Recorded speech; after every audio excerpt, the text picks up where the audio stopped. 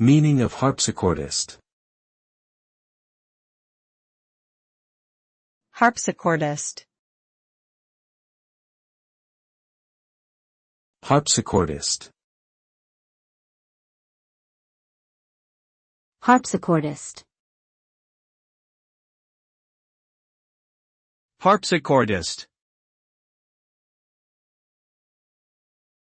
A harpsichordist is a musician who specializes in playing the harpsichord, a keyboard instrument that was popular during the Baroque period. The harpsichord produces sound by plucking strings with quills, which creates a distinctive tone that is different from modern pianos.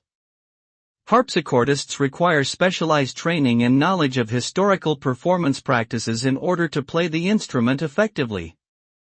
They are often associated with early music ensembles, but some may also perform solo recitals or accompany singers or other instrumentalists. Overall, a harpsichordist is a highly skilled and knowledgeable musician with a passion for historical keyboard instruments and their repertoire.